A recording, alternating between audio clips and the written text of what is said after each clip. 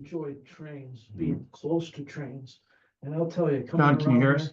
you wouldn't believe. Yeah, I how much can. that Thanks. Rail gives when that train, and it's slow, What was that? just a little bit, and that thing is going like that as You those. can hear us?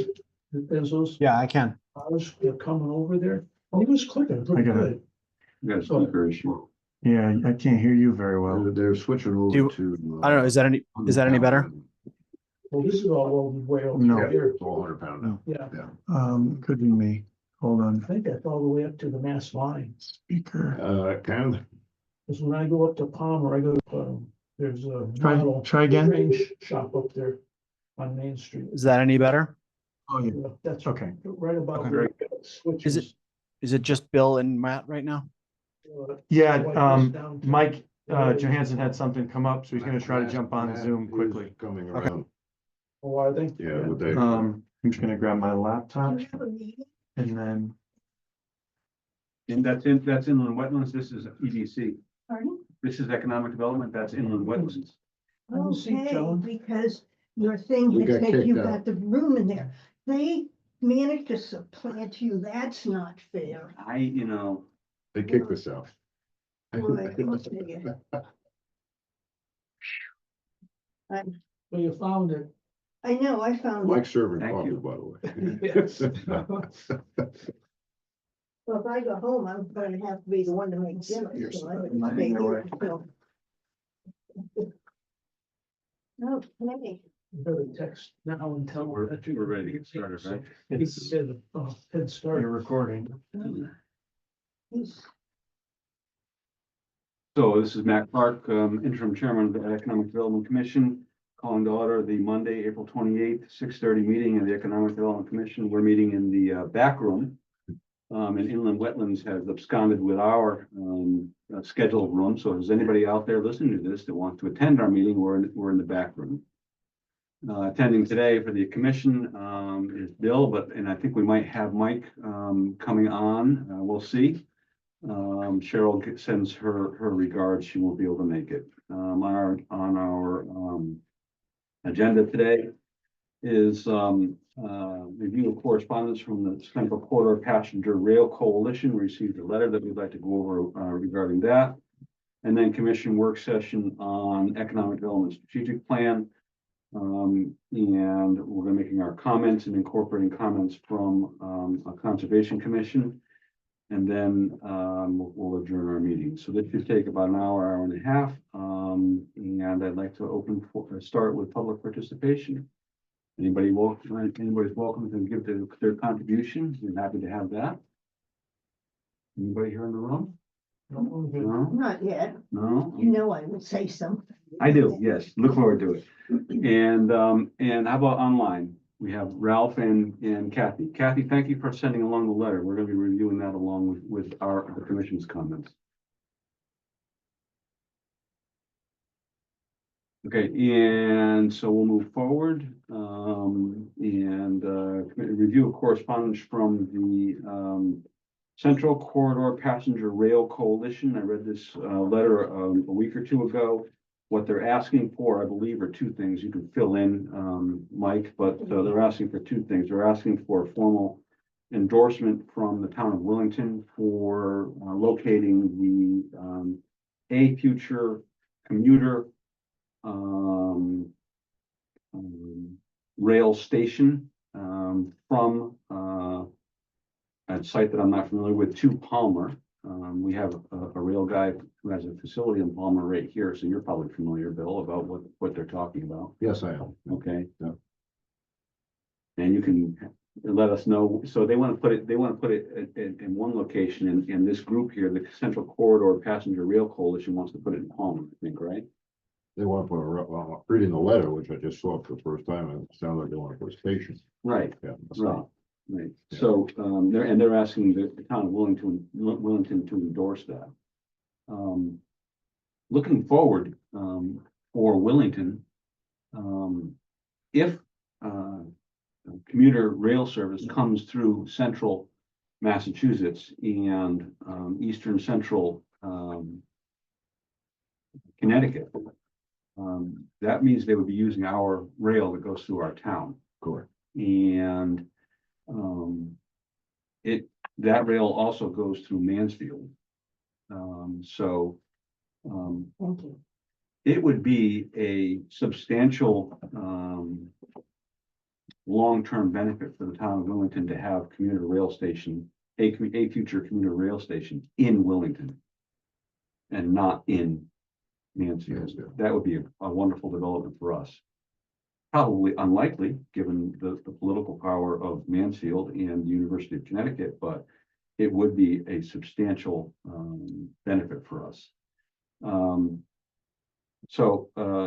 That being said, if we were to try and get that station, If you look at that station in Palmer, yeah, it was converted from a rail station to the original owners about 20 years ago.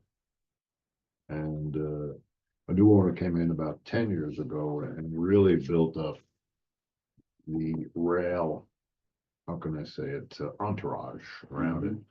And it has created a lot of successful little restaurants and businesses right around it.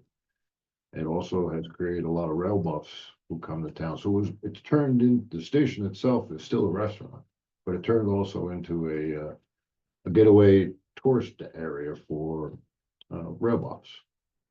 And the east-west flow from a passenger standpoint is very busy, very busy.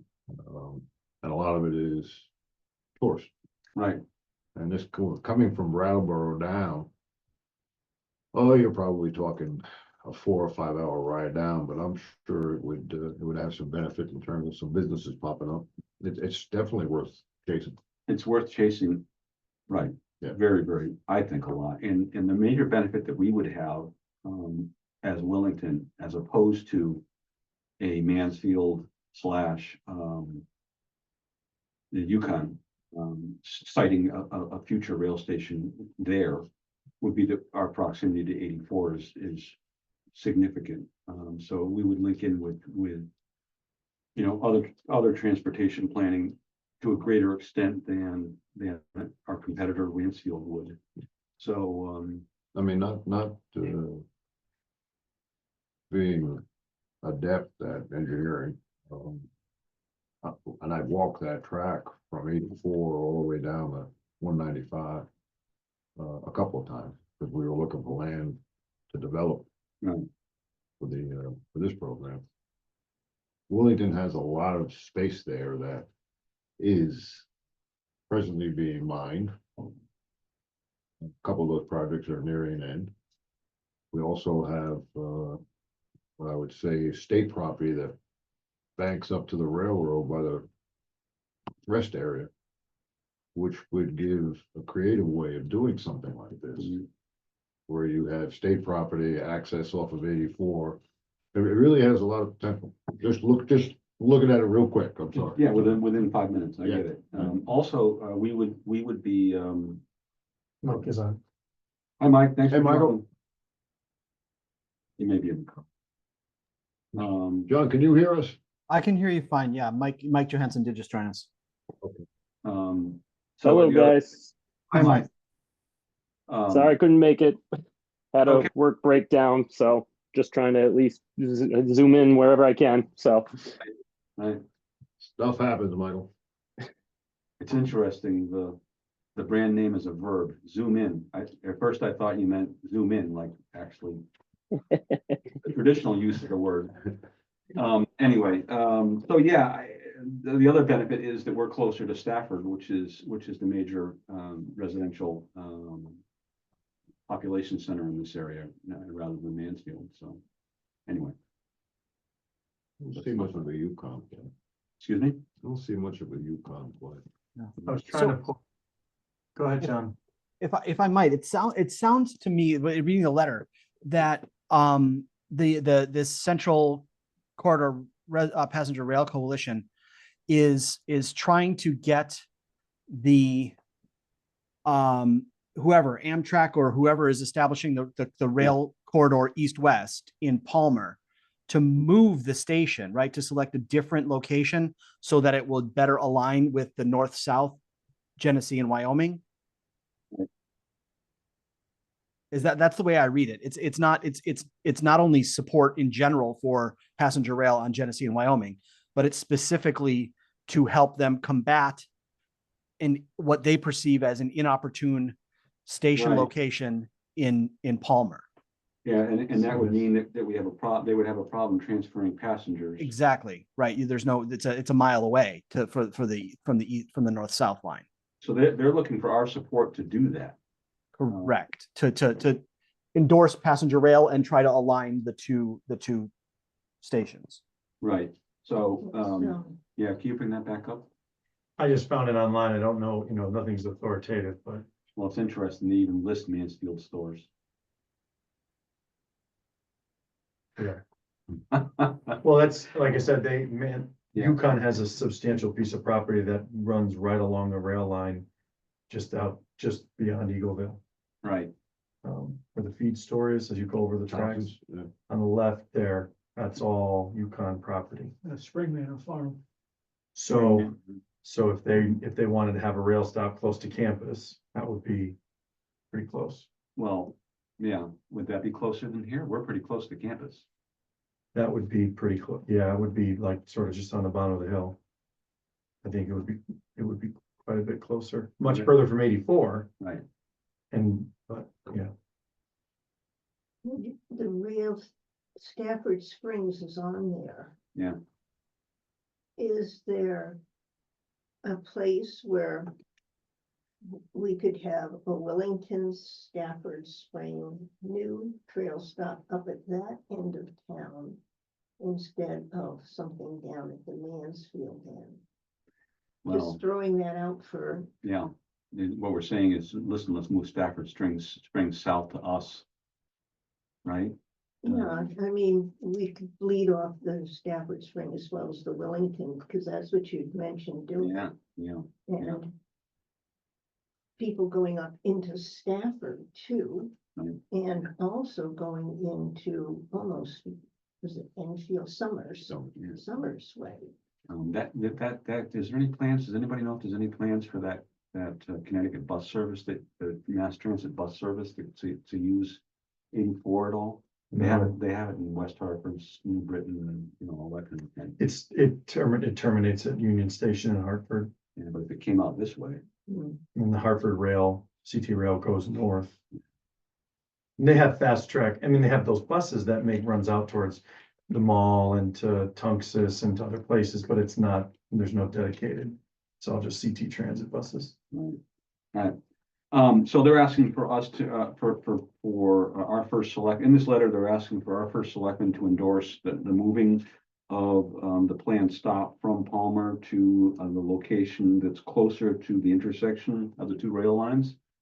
I'm okay with that, and, Mike and I don't know what your thoughts are. I'd like to know a little bit more about Okay. it, just to get an idea. And keep in mind, the rail has a lot to say too, based on their present operation. Well, they only run a northbound and southbound once a day right now, but 7 days a week. But the location and the setup to put a additional work to be done is expensive. Mhm. And that's to pass a lot of tests with regards to vision and noise, et cetera, so. Yeah. So, I guess we could table this for now until we want to, The purpose of the meeting on the 7th. that's an information session. I can't make it. I'll be going to work I'll be at work at 1:00. This ends at 1:00. I can make. Wow. I was gonna ask you, but I was like, well, Yeah, I can make. well, thank you. That'd be great. Put me down. So, I think we would probably need to RSVP to these guys. Do they include contact information? Yeah, there's contact information right here. At the top of the page, Bill, you can call them I'll let them know. and you'll be able to report back on, to inform Mike and me and Cheryl on our next meeting, okay? And so a resolution that they are asking the Board of Selectmen to adopt or sign essentially on behalf of the town would be a resolution to support the effort to return passenger rail service along the rail corridor that extends between Brattleboro, Vermont to New London. It's a very sort of high level support of the idea. They sent it to us because the town of Willington was one of the towns that provided this resolution eons ago. Yeah, my thought on that is, Bill, why don't we do a fact finding? You can do a fact finding kind of thing. You know, I don't know if you're, maybe I'm speaking out of turn, but my thought would be, you know, we would say, yeah, we'd be sure to happy to do that as long as you support moving the state, having the station in Willington rather than Stores, Stafford. You know, Oh, scratch my back, I'll scratch yours. That's the way things work. Yeah, well, I'm not good at that, so, but yeah, okay. Maybe you can scope that out, Bill. Yeah, I'd be interested to find out, what their plans are. Yeah. So we'll table this for now, and And I'm then sure Genesee and Wyoming will be there, and I'm actually meeting with them May 1st on another subject, so I'll do some brainstorming. I know the general manager of the entire line is gonna be at the meeting. Okay, His good. name is Bob Wilcox, so I'll find out. Wish I could be there. All right, so by the way, any comments or stuff, and we're happy to hear, we're an informal group. So Mike, you have any comments or thoughts on this at all that you want to express at this point? If not, we'll move on to our strategic plan executive summary.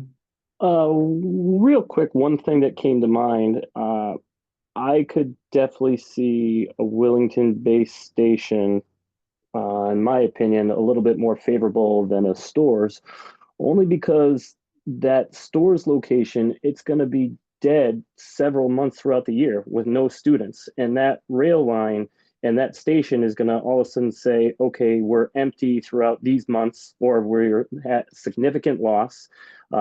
People, as you said, you know, there's no good 84 access, so they're going to have to drive all the way down 32 from 84, and you know, with congestion and all these other roads. So I see that Willington really would be more of a prime spot in my perspective versus a Stores location, just based on the constant traffic that it could service, especially people coming down from Boston or north that wants to catch it, versus the, you know, the variation of the lack of students through different times of the year that all the other businesses suffer. So that's just one observation.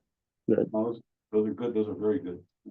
So, and also it would possibly link up with future mass transit along 84, not just individual transit. So Sure. good. The next thing I'd like to take up, if it's okay, is our strategic plan. I marked up mine with a whole bunch of notes and things like that. Thank you, John, for putting this together. I thought it was a good summary. We'll work on, you know, formatting and stuff like that later. And then do we have can you would you be able to put a copy of this on the screen at all? So Mike, do you have your copy? No, I'm full of grease sitting out by a piece of equipment. You're doing this from the field. Okay. Yeah. Oh yeah. John, could you bring it up? Yeah. Because I don't have That'd be helpful for our visitors here and for Mike. Maybe you have a copy. Yeah, there's written. Oh, thank you. You're welcome. Okay. So if I might, Mr. Chair, just briefly to go through. Matt is fine. Can you guys see this all right? Yep. Yes. Thank you. So I again, I tried to keep it short. I know that you know, the full document is very long and we wanted something, a couple of pages. I managed to get it to about 3.5, I think. There's a lot of content, and I as discussed last meeting, I tried to organize it into 3 main chunks, which is one, what is Willington's current situation, which is essentially conditions assessment and the market analysis. Second, what are the best areas of opportunity for Willington? And this is sort of the 10 market sectors. broken down and highlighting, I think I highlighted 5 of them. Life sciences, manufacturing, hospitality, lodging, the academic ecosystem, and mobility. And then goes into some of the action items, which I called key implementation and action elements for this, focusing on, about 6 or 7 key action items. And obviously there's a lot more content in the plan itself, but this was intended to provide that relatively digestible summary. And I'll stop there. That's very good. Thank you. Nice work, John. Yeah, Mm. very helpful. Mike Johansson, did you have something to add? No, it was just agreeing. Appreciate the effort to it. Yeah, the first thing I'd like to bring up is on the first paragraph, we're mentioning focusing on 10 sectors for development potential, include 10 responsive projects.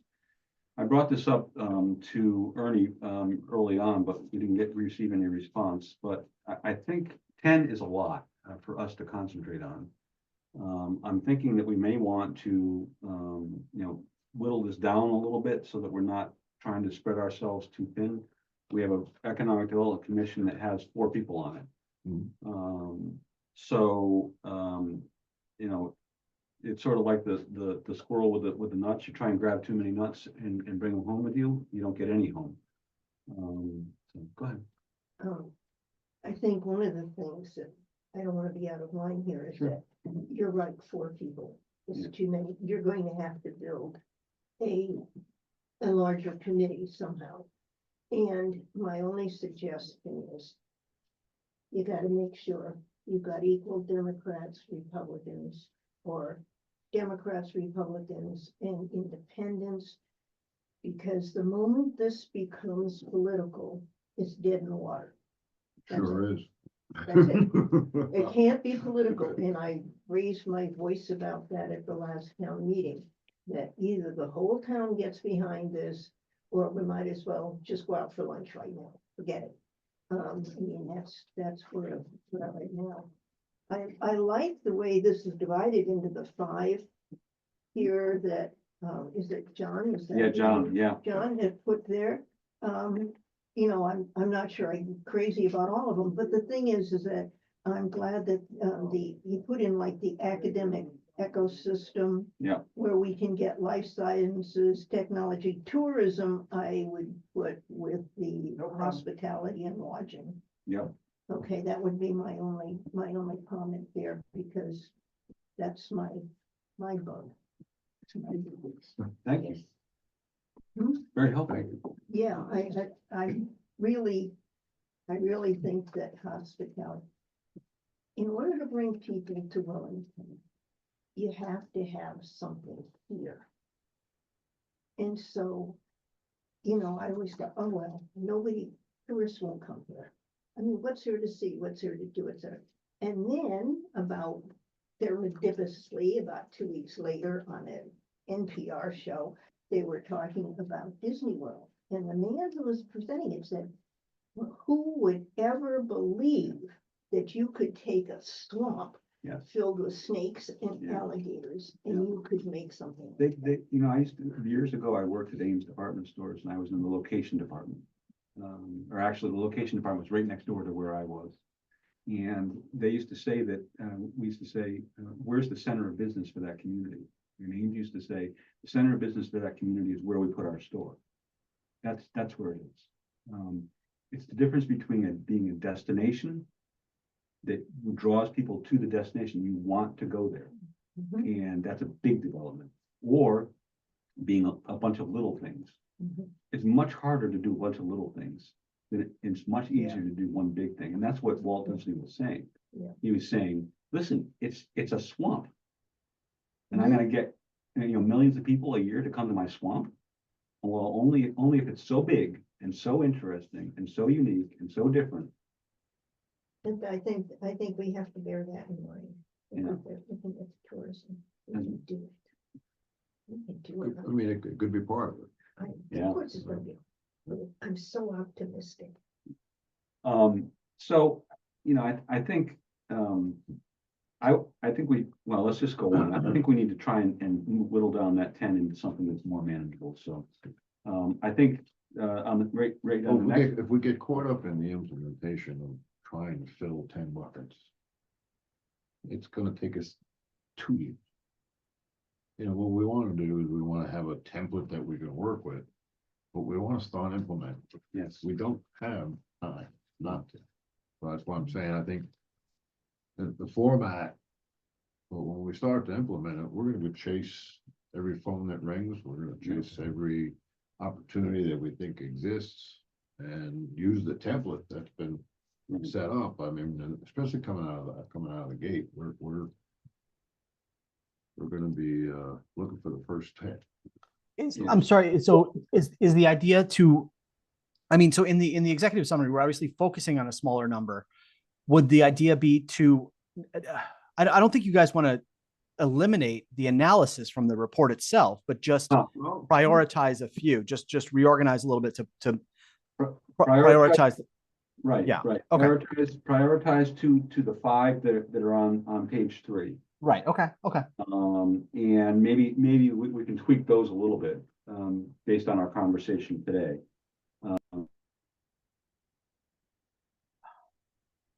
Shoot, I'm sorry, I accidentally muted you when I was trying to mute myself. There you go. Thanks, Mike. That's all right, not a problem.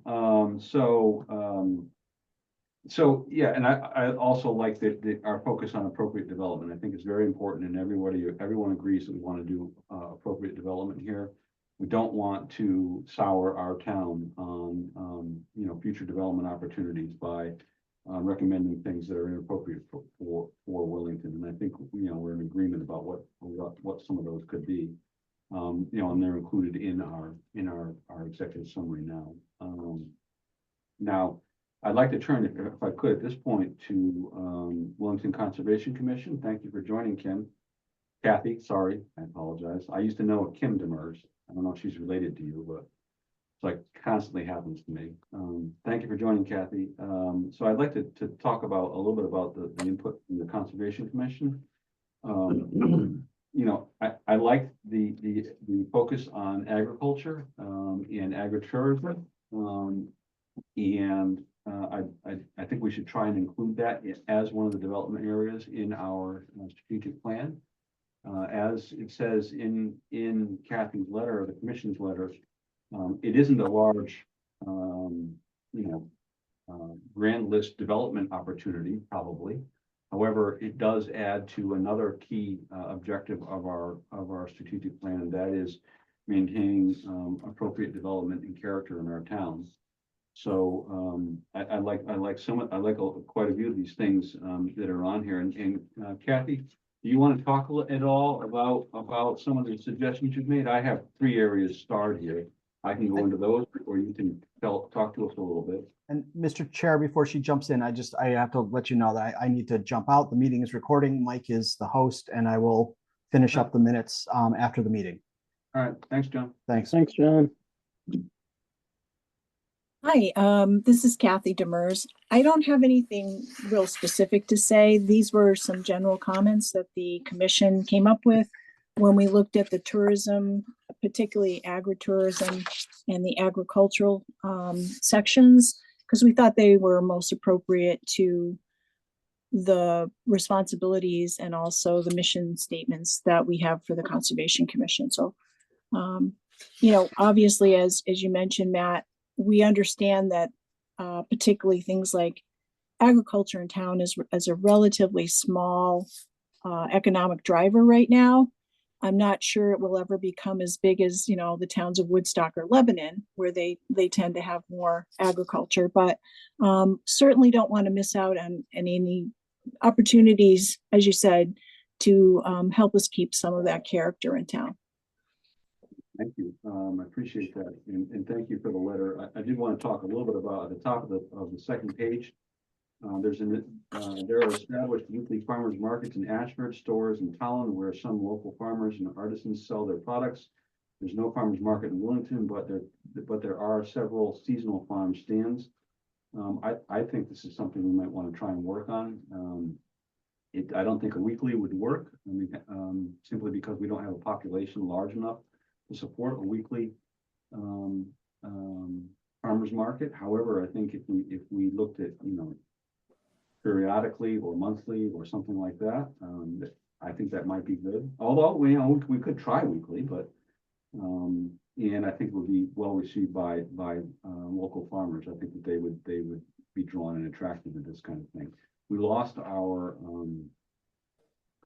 yearly tag sale in Town Green, which is a big loss, which is unfortunate. And, it's a beautiful resource that we have in town. I'd really like to see us. How did we lose that? There weren't enough volunteers to keep that, to keep it going. Oh, that's too bad. It's very, very unfortunate, but, to use that resource and using the Town Green as the base for a farmer's market kind of approach would be wonderful. I think it'd be great. The next thing that, if you guys have anything to add, but, the next thing was the Gaines and Drobry Lakes should be retitled ponds. I guess there's some different terminology used in the report itself that doesn't have the correct geographic name places, I guess.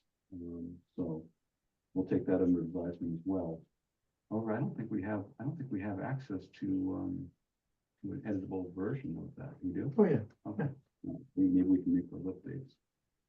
By the way, at this point, I'll just add this.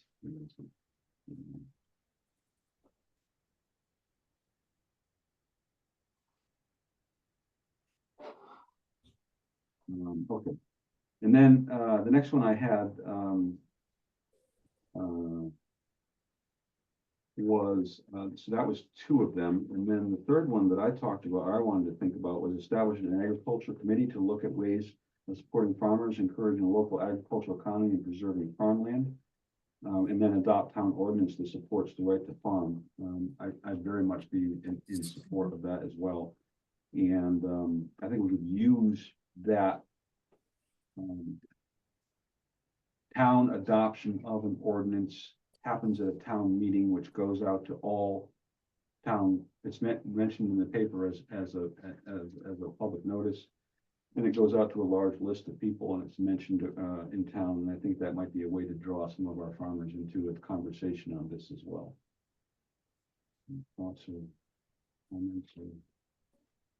Okay. And then the last one that I talked about, that I started, if you will, is the last bullet on the last page. In this agricultural section, in the last two paragraphs, that they discussed the interplay between Willington agricultural participants and Yukon. And then the Conservation Commission makes some suggestions for edits there. And then also there's an edit to the report. You see that thing, Mike, right there in the last sentence? And we should probably update the report to reflect that. And Bob, you're on the Conservation Commission. Did I cover? Is there anything else that you think we should cover here, or did I talk about a lot of them? Or What you're talking about, the Conservation Commission is considering a couple ordinances to be addressed in town, but after the budget season is over this year. So we are working on helping the farmers in the community. Well, I can speak, or I can support, that kind of effort. The most important thing is the Conservation Commission, but, let me know when that meeting is and I can attend. Well, and I think because their ordinances is gonna have to come before a town meeting. So, the ordinances, one of our members has written the ordinances, massaging it right now. Oh, okay. We can go, once it gets to a point of being able to go to a town meeting, we can take input, we can massage that a little bit more to everyone's liking. And it's not any much different than what's been adapted by the communities of Stafford, Mansfield, and Ashford. So it's just, we just want to be able to fall in line with what other communities in our immediate area are doing to try to help the farmers. Yeah. And when we help the farmers, they help us keep land open. And it seems like everybody in Willington is We're pretty supportive. interested in keeping open space Mhm. open. Yeah. So, and it's easier and less expensive if you support a farmer and the support farmer keeps all his land open and used as farmland. So It's a lot of- it's a win-win situation, really. The farmers met with you about it? No, Okay, that, according to Spencer, now this is going back a year, Spencer from Willow Valley. His concern was that the farmers really need a farmers, not a cooperative, but a farmers group to get together to discuss things like this. I guess they had some feelings that the town wasn't doing things the right way for them or something.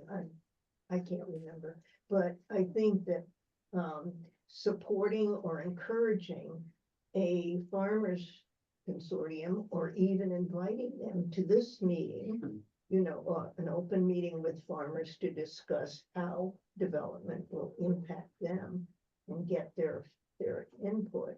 Like, how would we get a list of farmers together? I mean, I don't know these folks. I mean, I'd like to be able to reach out. I haven't lived here long enough to know all their names yet. Assessor, That's- if there's anybody that's carrying a farm designation, he would likely have that information. and Willow Valley could probably help with that. Bluebird could probably help with that. Those are the two most active. I know the Willington Friends and Neighbors, you know. Do you know somebody that would be, but, that comment was made to me and had something to do with zoning at that time, but I don't remember exactly what it was. This is Kathy again. I'll just chime back in on what I think it was Mike said. You know, the tax assessor keeps records on farmland, so people that have farmland can put it in Act 490 that helps to reduce some taxes on it.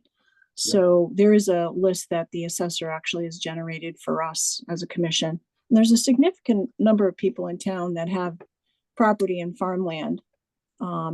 They may not be doing a lot in terms of sales, but they are doing something that is, you know, at least active and probably bringing in some income to them. It might be a side gig. Thank you. Appreciate it, Kathy. I didn't have any notes or anything on the second paragraph here when we talk about Willington's current situation.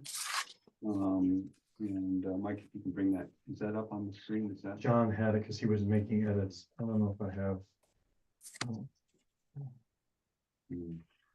Let me see if I can figure out. All right, I'm gonna continue on while Yeah, I you're can working go on off the notes. They all have copies. Yeah, but so Kathy's got her Mike hand up. doesn't, No, that's me. No, oh, okay, Mike doesn't. this one. If you can keep working on that while we're talking. Yeah, let me see if I Thank you, I can. appreciate that. So I'll continue on. I don't have anything on the third paragraph there, what the Willington's current situation. That's an accurate representation of what our town is. Go back up to the end of the first paragraph. Sure. I think we talked about making it a little bit more concise, in terms of the summer. It's a summary. Yep. We also wanted to include in there certain items of our direction, but also certain items of what we're facing. And I like the point that it makes success hinges on attracting significant private investment. Yeah, That's a big hurdle. It's a huge hurdle. yeah. And I think as we go through this, especially when we get down to some of the benchmarks that we're talking about in terms of timing, what we want to accomplish, I think there's some information that we need from the town with regards to, all right, what's the timeline? Where are we going to be over the next 5 years? And put some kind of pro forma projection together with regards to the approximate financial needs of the town from an economic development standpoint. So I think that's why I like John to put that in there with regards. He also mentioned a shrinking population. Housing starts are not strong at all in town. So those are the things that we need to also explain in this summary. So we can create, the terminology doesn't sound good, but we want sweaty hands. That gives a sense of urgency and a sense of urgency in getting things done. So, They mentioned here in the same bottom paragraph, slow decline in population over the past decades. Yeah. That's speaks volume. I think we had, correct me if I'm wrong, but I think we had 6 housing starts in the last 10 years. And maybe the average per year, Right. because I think we've probably done almost close to that just this year. I know it's small, so, Yeah, it's very small. okay. So I can move on to, the next talk about the demographics a little bit. There's a projection for 225 million, annually, in terms of expenditure potential. And you have a slow decline in population and also a slow decline in, education, number of students in our schools. So we were at 670, 20 years ago, maybe more, maybe 25 years ago. And I think the last one is we're at 380 or 375 or something like that. It becomes a problem when we have no commercial development to offset the increase in terms of expenditure per pupil. When we have a declining population, we have minimum services we need to offer. And those are quite expensive. Spreading them over, increased costs over a population that's not increasing. That's one of the reasons why it's important for us to have some kind of concerted effort at appropriate development. Yeah, if you go down John's items here and he highlights historical community resistance to large scale projects, proponents of residential zoning. I think, when Mike brought this point up, we were looking at the I-84 distribution center project there. And we have significant, how can I put it, investments to be made in our infrastructure. With regard to safety, with regard to water, with regard to waste, with regard to public utilities, if we bring in projects before we're ready to handle it.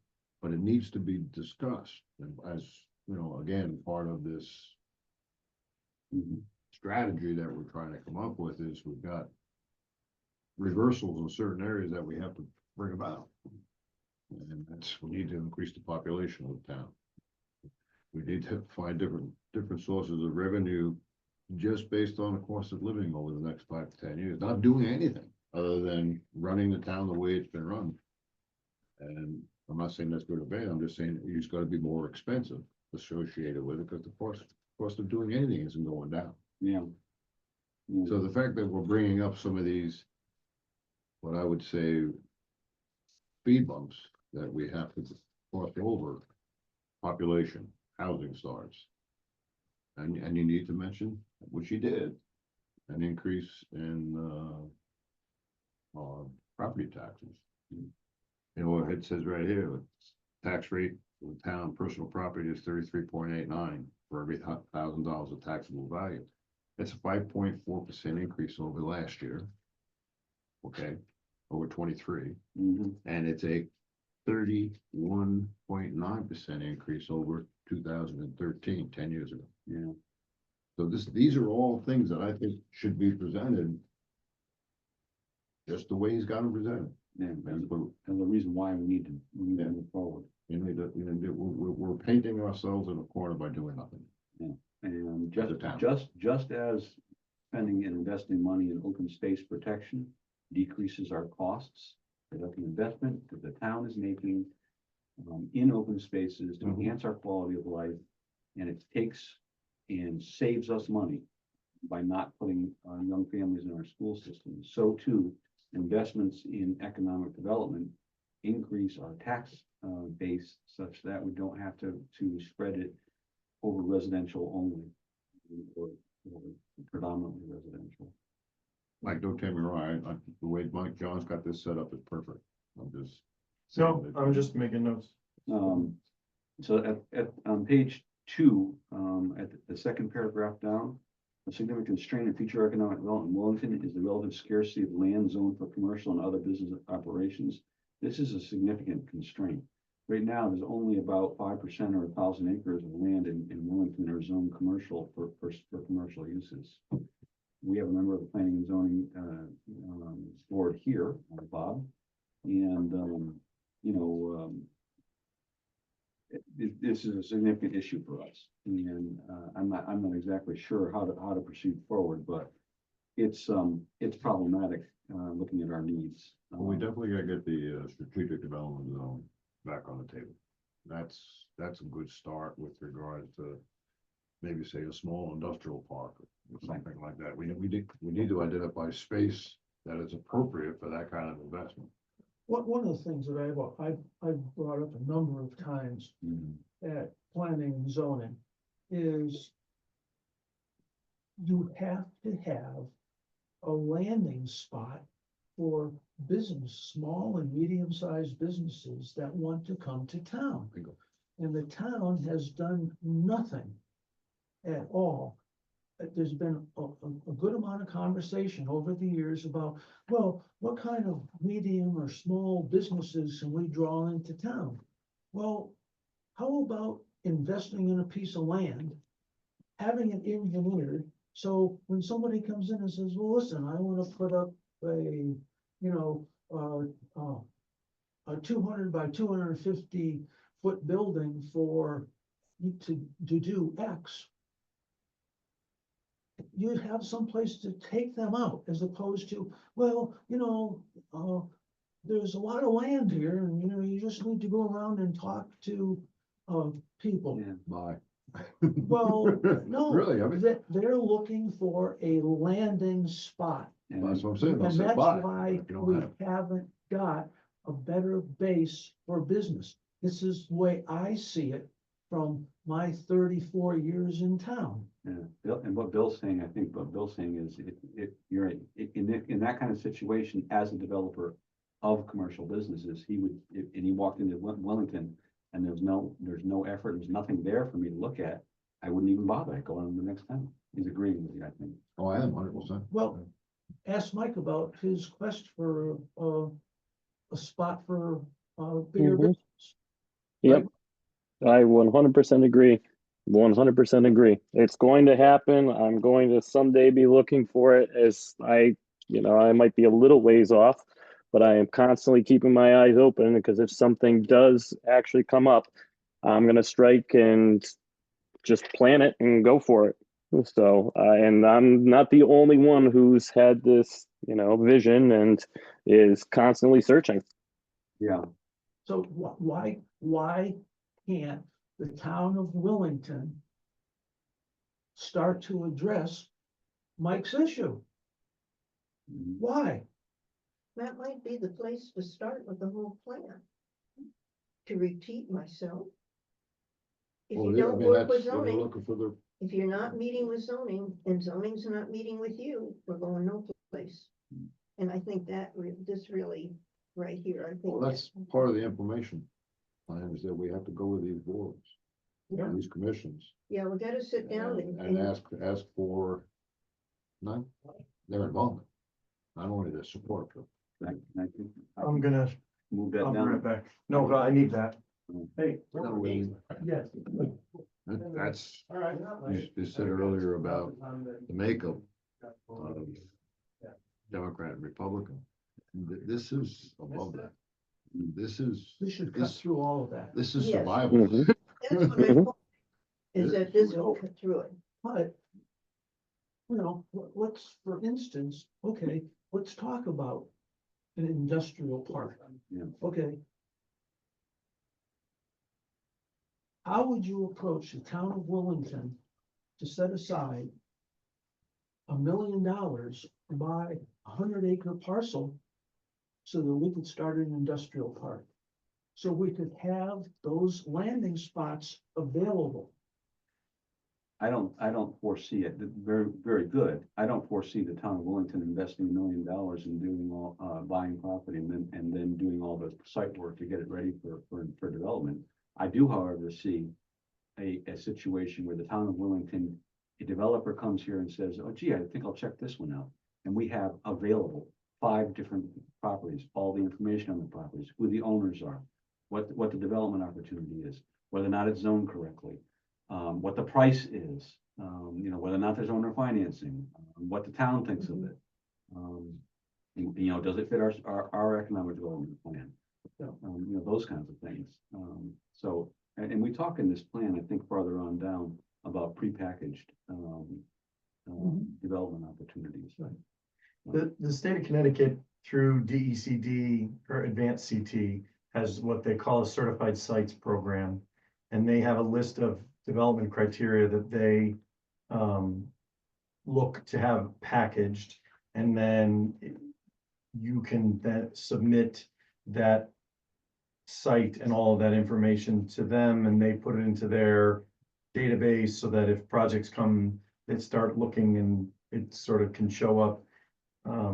And, you know, you can do that, but the challenge, I think, becomes you have to be very, very, very confident that when a user comes to that site, that they will be able to obtain an approval.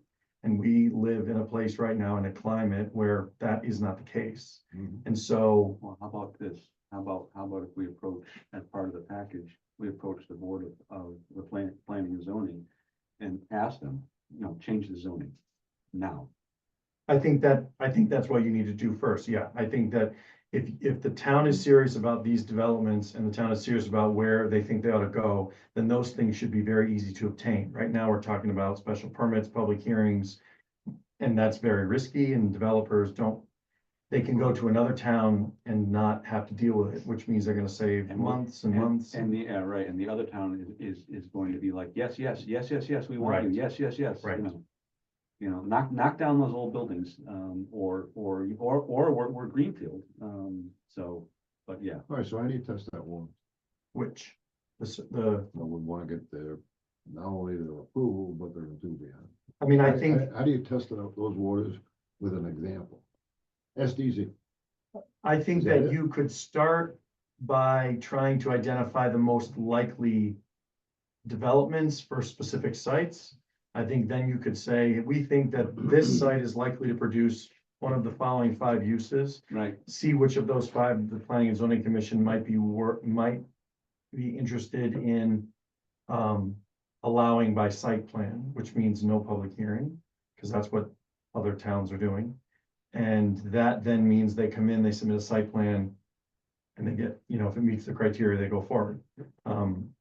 And so I think that's kind of the way to start, because then when someone calls, when a developer calls, when a realtor calls, when DCD calls, we can say, you can be in and out the same month you apply, rather than you have this undefined public process, which could be months. Right.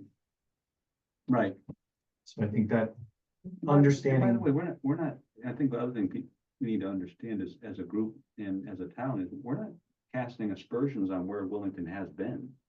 No. I mean, we're a small rural community that didn't grow much, you know, and, Just lack vision. right, you know, I'm sorry, I interrupted you, Mike.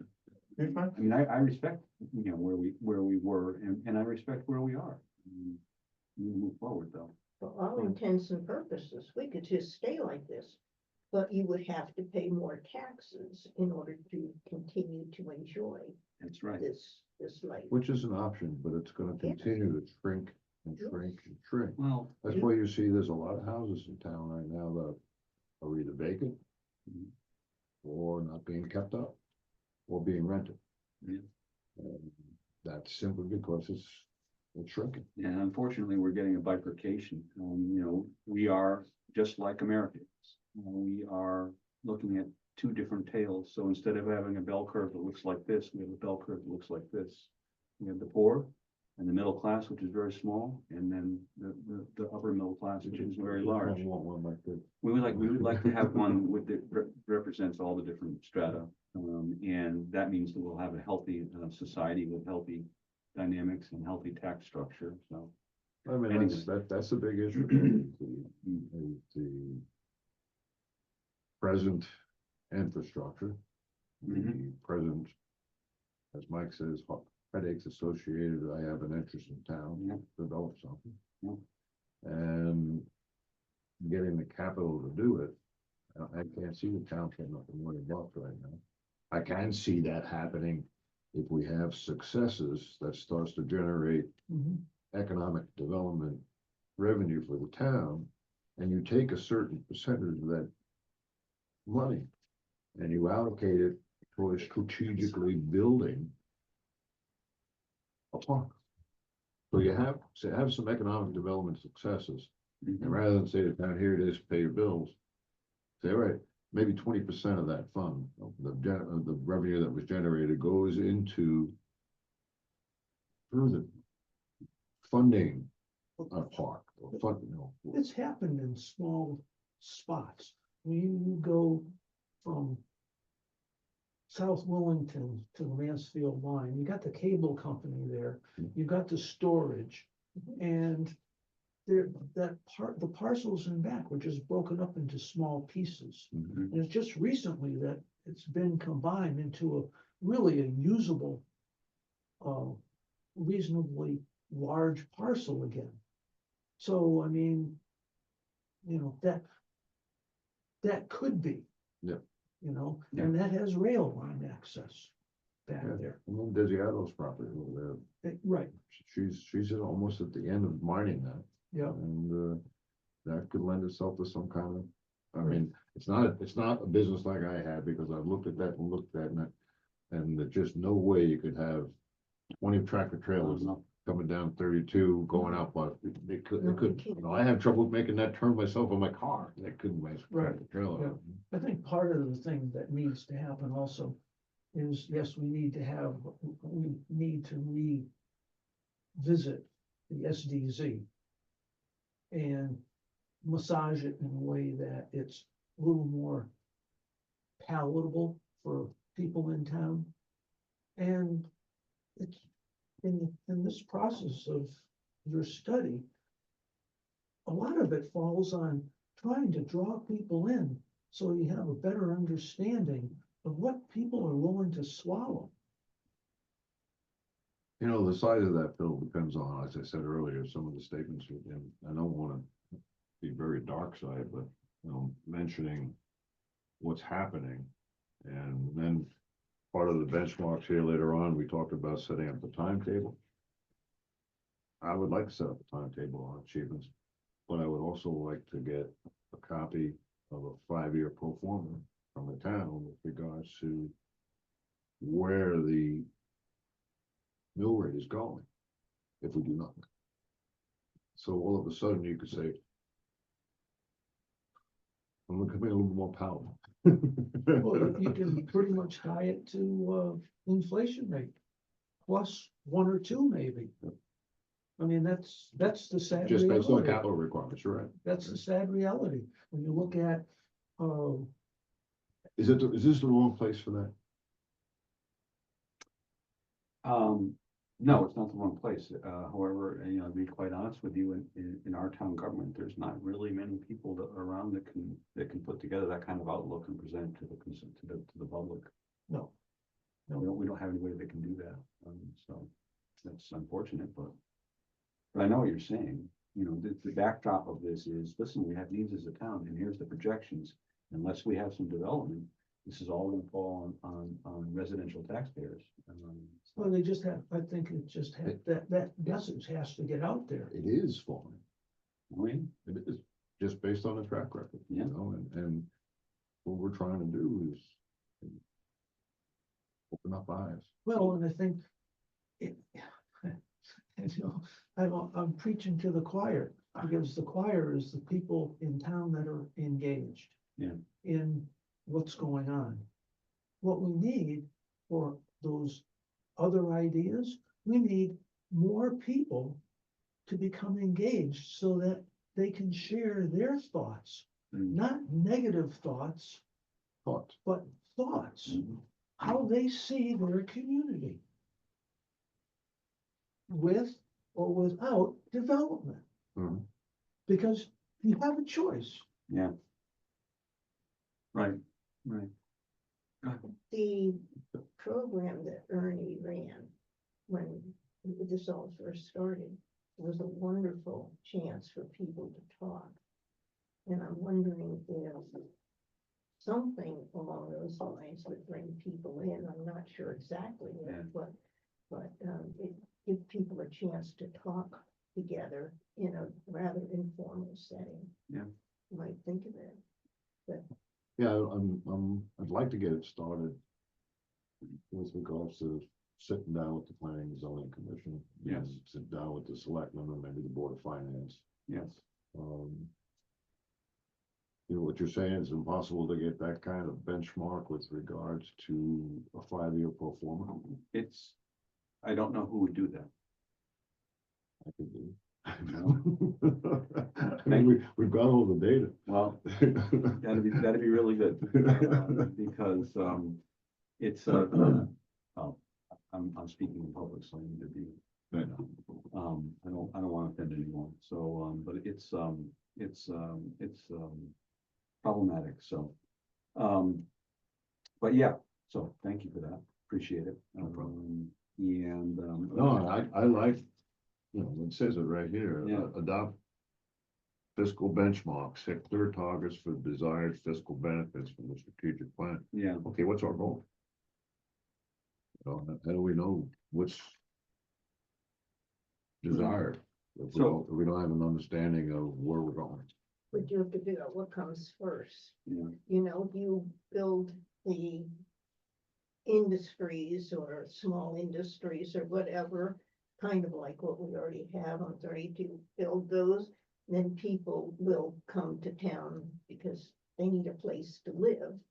But then that means that in order to, a lot of these people to be able to afford to live in this town, we would have to look at our zoning and be able to buy smaller parcels and put up less expensive things. You see what I mean? Mhm. And the So state's what is taking, basically the state's taking care of that already, because towns can't regulate how big your house has to be anymore. So you can build a small house on But 1.8 acres. But the point is that buying that big a parcel is expensive for some people too. So it might be that we will have to have zoning changed, but there are places, if you go down on 74, those houses don't have 1.8 acres. So it's not like it's a totally new concept, but it might be extending that concept into some areas. And then people can put up smaller houses. and Well, it's a smaller- cluster development, Well, it might be that, yeah. you know? I mean, I don't think you have to carve out a thing, but it So might be that. it's shared wells, it's shared septic. It's usually it's a cluster development. yeah, and Simsbury has that, they have this. it's, Oh, I mean, we yes. have it in town with Button Hill. Yeah, That's, you know, and when planning and zoning looked at our options, it's all in the, in our planning and zoning, report that's on file with the but town. why can't people have an acre or 3/4 of an acre with their own well and septic on it? Well, Because then you that's start, not too, then you start getting into separation, how far the well has to be from the well, septic. this is true, but it works other places.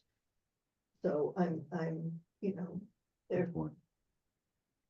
this is a point, but you don't need 1.8 acres for a small house. I guess this is something that has to go through zoning, and maybe we need somebody who's more of a housing expert. My thing, if you're gonna do a cluster house, is that you do it for 55 and above. Okay, for ages 55 and above, you do an adult community like that. An upscale, I Mhm. mean, not cheap housing. This is wooden floors, you know, hardwood floors and stone countertops and all this other stuff that a lot of people want. They're all over the place Yeah. in Connecticut. Mhm. And so, but it brings in the tax revenue, but it doesn't bring in the children, which, you know, you say the declining schools are declining schools. Well, yeah, we can beef those schools up, but remember that every house that comes with 3 kids in it is not gonna generate enough taxes to pay for even one of those kids at school, you know, so, not that I'm against kids, but No one's against kids. we have to have a bigger, stronger base to bring in more children. I guess that's my feeling, is that we have to have more industrial base or some other. Commercial base, yeah. Yeah, some other income base. It's okay with you guys, go ahead. No, yeah, at some point, I feel that in order to get some of the answers that you're looking for, you have to meet with the public and get that public input, so you can understand, you know, what part of this would they be The able plan- to the be plan- on board with? And the plan right now is we meet with, the, P and Z, present the executive summary, and then schedule a meeting at the library and invite the public. We had, about 35 people show up for the last one. We'd like to do that again and gather the input from the public that way. Hopefully there'll be more. We would like to have more. But, you know, that's what we had last time, and that was pretty well received. We advertised on the radio. We were on talk shows. We had email. So we had a lot of outreach for that. We'll do that again. We'll try. Yeah. But let me, if it's okay with you guys, go ahead. Go ahead, Mike. I was going to say, I do have one question, and I know this is going to backtrack just a little tiny bit. And going back to John's executive summary and talking about our 5,500 people residing in about 2,600 households, the estimated median household income is around 86,000, resulting in a total expenditure potential for the town population of approximately 225 million annually. I've got a question to that number. And maybe Mike can weigh in, even just comparatively to a town of Ashford. What is their median income? Is it the same? Is it less? Is it more? I'm just kind of wondering how we pair up to certain other towns around. Are we on a little bit higher scale of a median income comparatively? Are we lower? Is this somehow reflecting certain, you know, businesses are looking to say, okay, the median income is, we don't see a possibly as big a potential because it's lower than the demographic we're looking for? I mean, I'm just kind of curious. I don't know the specific answer to that question. I wish I did. I should, but, Oh, that's I mean, you know, I should. So, I would like to know, but my impression, knowing other statistics, is that there's a significant lower income population in Willington, that we have a very high poverty rate, about twice the state average. So I don't know how we compare with other towns. I would assume that it is equal or lower. There is a web that says it on state, but I didn't pay much attention. Right, and like I alluded to earlier, I'm concerned very much about the hollowing out of the middle, where we have two kinds of people, upper middle class and you know, poverty or skirting that level. So, but you know, well taken. I think we should probably try and include that. I would like to go to the last paragraph on the second page, and that is what are the best areas of opportunity. And again, we mentioned 10 market sectors. I think that needs to be revised down to 5 if we can agree on that. And then they talk about, the report talks about tourism, residential growth, energy, and niche retail.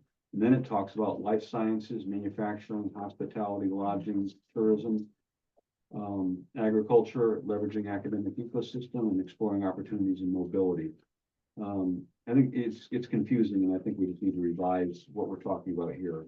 I think we should strike the first one, which is on the second page, and go with the third page, which is life sciences, manufacturing, hospitality, lodging, and tourism, agriculture, and opportunities in mobility, which is rail and mass transit and things like that. I wondered what the rest of the commission thinks about that. Mike and Bill, do you guys have any thoughts on this? I'd like to be able to focus this down. I agree, kind of putting our best opportunities or what we see could be our most palatable ones first, I think is important. Maybe having some type of anecdote that there are other ones that could be entertained and are possibilities.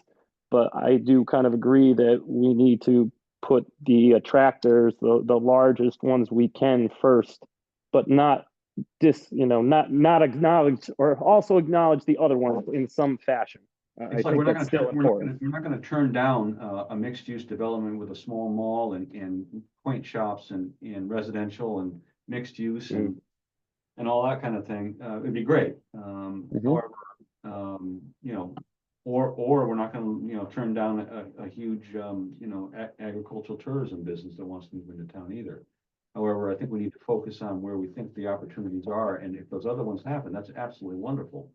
And we can talk about it in our work, we can talk about it in our plan, we can talk about it on our webpage, we can talk about our promotional materials. However, I think our focus should be on these 5 right here.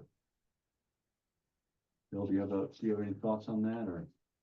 Not to use the terminology largest, I would use probability of success. Yeah, Will dictate yeah, where we approach any of these 5. Right. I do believe our biggest hurdle is going to be what we're trying to get done now with regards to getting the momentum from the various town sectors, offices, yeah. commissions on the same page, and getting the implementation started. I think we're gonna be fighting one battle on the left side of the battle sheet and one battle on the right side. The one on the left side is gonna be internal, the one on the right side is find it, Yes, you know. These things don't, people aren't knocking on the I door. like the way you talk about that and break it into 2 parts. One is building consensus in town amongst the different constituencies, including the public and the Board of Finance and the PMZ. And then the other one is, on the other side, is how do we actually accomplish this and get the people in here to start talking to us about this. Well, Mike said it right from the beginning. He said, if you're not open for business, they're not gonna knock on your door. We gotta find and say, well, we're open for business, but it's within these. Yeah. These guidelines. Bob, you had talked about prepackaged, remember? One of the good things that Ernie did here was he talked about the prototypical development opportunities and the attached financial ramifications to those. Mhm. And those, I think there was 3 of them that he fully fleshed out. And one of them was life sciences, another one was manufacturing, and the other one was hospitality and lodging. Yep. So, you know, the next step for us would be actually looking at what those sites are and you know, looking on the map, where are they? And then calling up the people who own them and then talking and then trying to develop a package that says these are, and then getting it listed in advanced CT certified sites program. Well, one of the instances there is the site on 32 where the soccer federation bought that property. And nothing's happening. They're still talking about it. You know? I know, I was down there walking the track the other day and at the River Road complex, River Road Athletic Complex, and there was a group walking that property over there, so I mean, they're still talking about it. The houses there and everything else, that's what, I mean, if there's a place that's close to the highway that could facilitate something of moderate size in Willington, that's one of the places. I agree. Especially if they could hop further down and get that next property where the house is. So they could have more area if they wanted. You know, it couldn't just not be just one thing, it could be several businesses could go in there, or a bigger business could go in there. So they're gonna build a soccer field, soccer stadium, what is it? You're talking about the River Road complex? No, Right now. on the No, other- they're donating the land for soccer Yeah. fields. What Bob's talking Yeah, about. there's a group that bought that property. Yeah. About 4 years ago, 5 years ago now. Yeah. And they wanted to take and put in soccer fields Mhm. and they rent time on those fields. That's what their business plan is. And I don't know if there was one or two fields they're planning on putting in I there. thought it was 3. Okay. Mm. And it's nothing. So and now there's a large piece of property across the street that's available. That's for sale now also. That's been on the market a while. Well, 8 months, 6, 8 months, a little. I walked it with Rick. Oh, Our okay. former chairman, to see if it would set up for a possible rail distribution center. I said, no, it's on the wrong side of the road. Wrong side of the road, yeah. To run a spur across there is big money. Huge money. But I mean, those are the things that are happening or not happening in Willington. So, Mhm. you know, and maybe if soccer isn't the draw that really works for them, maybe a commercial, How some big- other kind of How big commercial. a parcel is it? You know, 15 acres? no, just, you know, No, 10, 12, Yeah, about 12, I think. 10 or 12, yeah. I'd like to move, if I could, to page 4, number 3. This is, what are the key action items to undertake? There's 1, 2, 3, 4, 5, 6, 7, there's 7 of these. mm, I thought these were pretty good. They have, I'd like to adopt fiscal benchmarks down to the last one. So I think we should first talk about identifying new projects for the target market the sectors that we've targeted. And proactively seek support for development of at least one new project within each of the 5 different potential opportunities. And some of the work has been done on this by Ernie in the strategic plan. He did 3 of them, so 3 of them are covered. I think, you know, the next step is actually identifying the parcels, reaching out and listing those on the different databases. And then also, you know, identifying outreach. This is, you know, there's 2 kinds of marketing you can do. You can do outreach where you're actually out there asking people. And then you can do reactive, which is if someone calls, here's what we do. So, and I firmly believe that the best course forward for our group is to do both of those. I agree. We want to be able to react well, which we can't do now because we have nothing developed. And we want to be able to, once that's done, be able to reach out and market our town.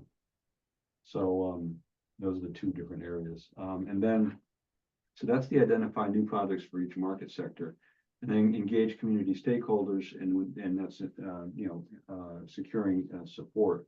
That's our outreach to the Board of Finance, to the Planning and Zoning, and to the public and at the library this year. So we want to move forward with that, and then review and update zoning regulations. And this would be partnering with the Planning and Zoning Commission in helping to develop the packages, if you will, and making the you know, not preemptively. I don't know what exactly the word I'm searching for. Preemptively, I guess,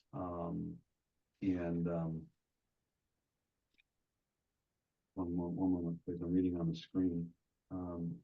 So, Mike, can you hear us? Yes, I can hear you. Most of them, I'm following along. Okay, thank you. The screen says to reboot the computer. So if anything happens, Kathy and Mike and anyone else that's listening, we'll get Mike D'Amato in here to reboot if we have to. Oh, I've got my copy in front of me. I pulled it up out of the email, so I'm following along with you. So then we talk about the zoning regulations and then revitalizing the SDZ process. I think that's something we should move forward with. And enhance the town's public image, improved wayfinding, signage, landscaping, and activity. Market Willington as a relevant at relevant events and online. So marketing Willington online is a key aspect of this, of our outreach, and I think we need to focus our efforts there. Right now, our signage program is pretty much delayed. We have 1 to put up. you've got that one up. We have 1 up. It's wonderful. It is wonderful. I don't know who designed it, but kudos to whoever designed that. it's great, and thank you for submitting your designs. I thought they were wonderful too. No, this is much better. Okay, well, This is much better than putting like that's very good. your steel, et cetera on there. And it's just, Every town's got that. it's just, This is just, It's readable. it's readable, it's good, it's welcoming. well done. I loved it. I loved it. Unfortunately, we're stalled. We had budget, we had requested budget from the Board of Finance to do 2 more signs. And that was, cut last year, last year and this year. Yeah. So we're not gonna be able to move forward with more signs. We have 1 more to put up. It's in Jeff Prusak's garage, I think, or his business. So as soon as we get, approval from, one of the owners in the center down by the, can't remember the name, whatever that store is, the Dollar General store. Dollar General? Yeah, the Dollar General Santilli's. or Phelps, one of those, Hmm. will be able, yes, the Antilles, right? Santilli's. We'll be moving forward with that. So that's, next one. And then, proactive outreach to key partners. And this is, I would strike this engaging with UConn and regional institutions in the state of Connecticut and other. I would focus, I think what we need to focus on is public and private entities to leverage support and synergies. What I'm thinking is, I would leave it in there, we just won't. yeah, okay, Yeah. yes, you're right. Yep. You're right. If it happens, it's great. There. Thanks, Bill. Okay. You've been doing this a long time. Maybe you want to capitalize public and private entities. Yeah. Just to Yeah. highlight them. Yeah.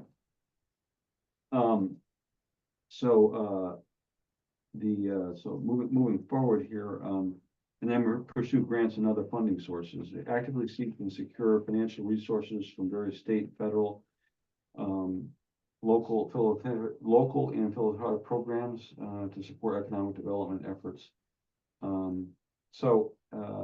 Yeah. It would be very good for us as a community to get listed, once we have these opportunities developed, to get listed in the different databases.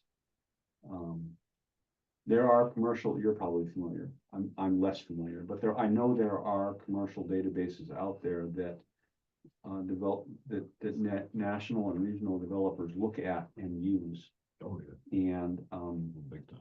big time. And one of them is through the state of Connecticut, the main CT thing, but there's other ones too. I'm unfamiliar with the brand names.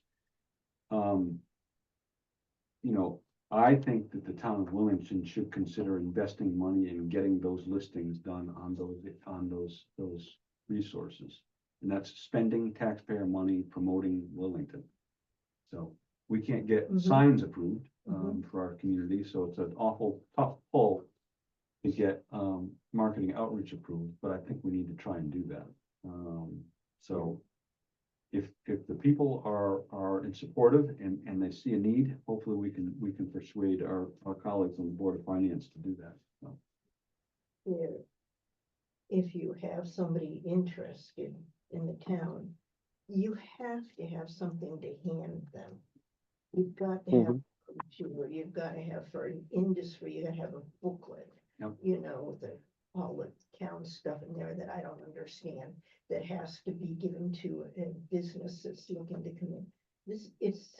It's like, it's bush league if you don't have that stuff. that's a very good phraseology. I agree. And Mike, you wanted to chime in? No, I'm just agreeing with exactly what Joan said. 100%. Exactly what you guys have been reiterating. I think it's important, whatever, well, I shouldn't say whatever, if it's a cost factor, I mean, if we're not getting that bit of exposure and we're just relying on the word of mouth and individuals, we've got to take it to another level to try to engage further. And if getting on these databases opens the eyes of people that may have overlooked us before, then I believe it's worth the investment to try to see if we can do it. Having looked at those things before, many years ago in the 1980s, I just remember looking and saying, oh my God, look at this, it's all here. And also looking at it and going, well, you can tell who's who's out there marketing themselves because they're spending money to do it. The listings are different. So, but- and I think those things still exist. I'm really not that sure. So maybe you know. But they're better, Okay. they're better. They're good. Can you imagine what Amazon has to look at, deciding where they're gonna spend their next Yeah. and $20 million? So right now, here's where we are. Yeah. All right? Here's where we are. We're at, call us if you're interested. And then here's where here's the next level is, here's a free line that says we're interested. And then here's a display that says, you know, we have opportunities and we're willing to work with you. Please call us. And then the next one is, here's the opportunities that we have available. Call us on these. Yeah. Does that make sense? Well, the only visible opportunities for businesses coming into Willington Mhm. are maybe 3 commercial signs for land. Yeah. Mhm. That's it. Yep. Because some of them have no signs. Mhm. They're available, but there's no signs. You know, the regional or national Mhm. folks don't have they don't have their sign out there saying property available, 150 acres. Yeah. 300 acres, 25 acres. Yeah. There's none of that. Well, that's what catches people's eyes. Agreed. Yeah, and believe me, that's storefront. That's what they see driving by. Oh, yeah, There are websites and internet locations where you could go in and Google commercial development in And Northeast Connecticut. And there's gonna be a number of things that will pop up and say, all right, this is available, contact information, or direct you to the town. And once you get on there, you not only have to have the ability to react, you have to have the ability to assign responsibility.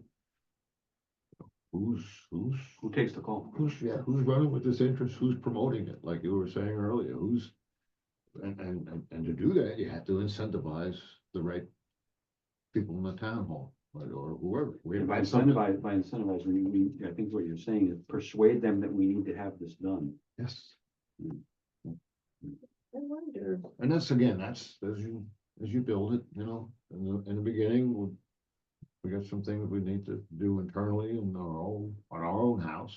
Yeah. But like you said, you want promotion material, you want to be able to say, I have a live interest here. And when someone wants to spend money to get something done, they don't have a lot of time. You know, build it, they will come. I told the story, but I always remember when I put a building up in Chicago.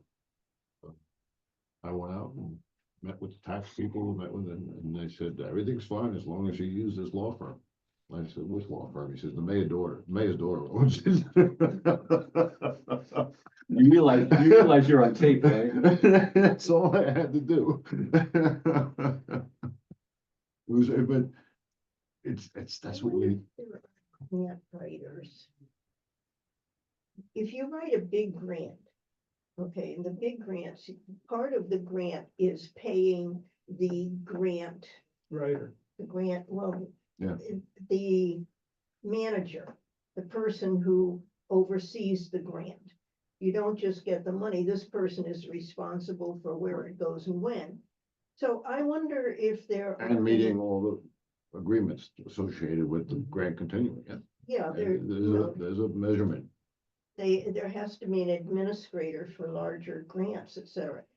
I'm wondering if that's one way for Willington to be able to get grants. If we're not willing to shell out to Mhm. hire even a part-time grant writer, then I'm wondering if that would happen. Would Willington take large enough grants? You know, would it be possible to get a large enough grant that would buy up a parcel of property, do whatever has to be done that could be rolled over into businesses, but I don't know. I'm not sure exactly what would cover, but I don't know where we find. Tice do that. Hmm? Does John and Mike do that? They will do grant writing, yes. Yeah. Yeah, Well, that's a whole other argument. but that's a That's outside big the, job. that's outside the Well, contract. it is, absolutely. It's a terrific job. Sure. You know, we write them for the library now. I won't look at them. I don't have to do the writing, but people, Debbie, et cetera, writes them for the library, et cetera, and it's a lot of work. Oh, it is. And We did it for the Historical Society for state grants. I mean, that's just the way it is. You know, it's, you get yes, a half an inch or an inch of paper and you just get it done. And you get better as you go along. So, it's 8:02, and I wanna see if I can move along. Is that okay with you guys? Is that okay with you, Bill? Oh, yeah, definitely. So, we covered, the rail corridor passage, communication. We covered, next steps in our executive summary development. So we'll meet again, and we'll review, kind of not a full final draft, but a pretty final draft. Yeah, how do we set up a date to get in front of planning and zoning? Oh, I would call up, not Ralph, I'm sorry, Walt, and see if we can get, well, we have a guy right here, Bob, you guys usually open. Last I heard, you guys were scheduled for our second meeting in May. We're not gonna be ready. We will be. Yeah. Thanks. I know. Great, appreciate that so much. Okay, and then I would like to get on the Board of Finance, and if we wait past the second week in May, we'll be through with the budget process as well, which is a problem for the Board of Finance, so. Haven't done that one. And we want to try and do Board of Selectmen, so we'll see. And then, next thing is approval of minutes. I read over the minutes that John put together. They look good for me. Do you have any? I read them twice. All right, I moved. Read them as well. all right, so I'll make a motion to approve the minutes of March 24th to 2025. I'll second it. Seconded by Mike Johansson. All in favor, say aye. I, Aye. Aye. Okay. And the public participation. We've had our public participation along. Thank you very much for attending and helping. I Oh, thank you. appreciate it. thank you, folks. Kathy has her hand raised. Kathy, if you can unmute, or you're already unmuted. Go ahead, Kathy. Yeah, this is Kathy Demers, 48 Mason. I just wanted to kind of chime in a little bit about what you discussed a little earlier with the reval in town and how that's going to affect residential taxes and so on. If you haven't already, you may want to go on the tax assessor's site and look under the reval. She's got a lot of good information, or the company that did the reval, in terms of looking at the different description or classifications of properties in town and how that breaks down in terms of the gross assessment and what the change was in terms of from 2023 to 2024. We have, for example, we have 68 commercial properties, 11 industrial properties, and the change in terms of their gross assessment for commercial only went up 14% on average and 28% for the 11 industrial, but 47% for residential properties, for example. So some of the tax burdens being shifted a bit more now onto residential properties because the valuation for those properties went up more significantly. And then we also have 18 apartments in town.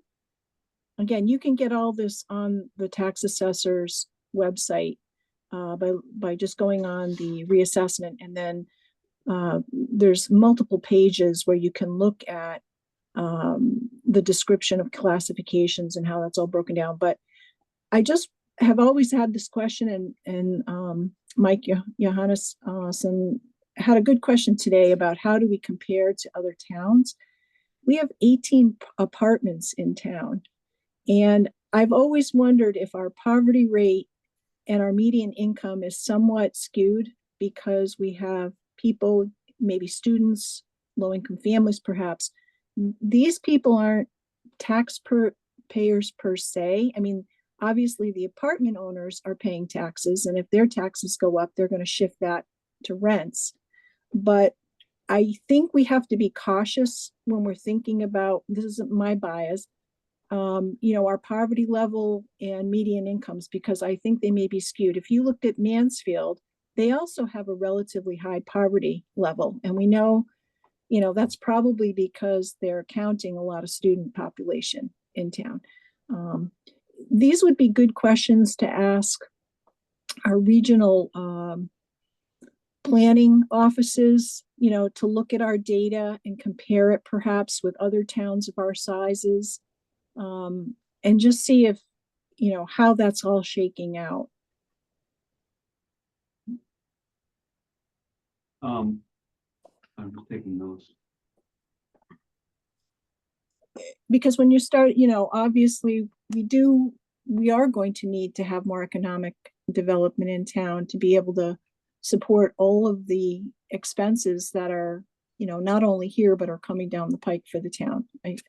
And I don't think, as far as the warehouse went, I went to all those meetings as well. And I think a lot of the pushback, honestly, from town was because it was gigantic.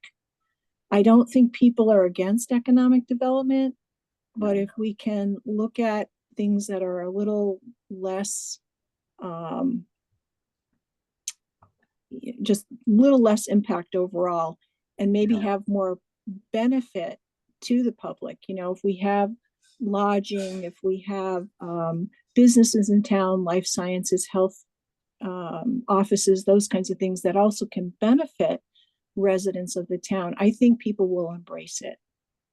Yeah, I agree completely. I've said in the past that no one wants to live in a town where you say, take the highway and then take a right at the largest building you've ever seen in your life. That's us. Yeah. And it bifurcated where it was located. It was kind of bifurcating the town in the sense that we have a lot of residents that live on the other side of 84, and 32 is their corridor, and they didn't want the extra traffic. So anyway, that was, my take. Yeah, that's very good. And commenting on or adding to your comment about half of the or residential properties, assuming a 47% increase in their contribution to the tax burden, and commercial assuming less. It's primarily because of what's happened with property values and what's happened with residential values and commercial values. So it sure would be nice to be able to have another 2, 3, 4, whatever it is, commercial developments happen in town, so that we can decrease a little bit that impact on residential and fund some of our needs. So thank you for bringing that up. What did you say the industrial was? I had 47 for residential, 14 for commercial, and I think you said 28% is what the valuation increase was on average for the 11 industrial. But interestingly enough, the 18 apartments that we have, their percent change was 119% in the valuation of those properties. And they actually, for their gross assessment, they're almost close to what our commercial, total commercial assessment was. So their assessment was $48 million for the 18 apartments in town. So that's going to push 1 or 2 of these right into the top 5 taxpayers. Yes. Yeah. That's very helpful. Great. And it is interesting, and we will. I do take that to heart that we need to be careful about how we use poverty rates, and that some of that could be caused by or be a result of UConn students living in apartments. However, I have to say that if you drive around, I go on some of those dirt roads and stuff. We have poverty here that's not outside of apartments as well. So, but yeah, Sure. agree. Okay, Anything else on this time? No, we're all set. So I'll take a motion to adjourn. Motion to adjourn? Thank you. I'll take a second. I'll second. All right, all in favor, say aye. Aye. Thank you very much for attending. Thank you, Kathy. Thank you, Kathy. John? Thanks, everyone. Thank you, Mike. You guys have a great night. Yeah, thank you guys. Good luck, Mike. Getting too. Thank you. And that- Thanks for all you do. Okay, thank you. Thank you, gentlemen. Thanks for being here. Appreciate it. Good. Okay. So the interesting thing is when you're talking about economic development Yeah, in Willington, we've got the charging stations. oh, I'm sorry, go ahead. Yeah, I know. Is it still I recording? think it is, yeah, I don't know how to turn it off. Hold on, let me just see if I can. No, How about this?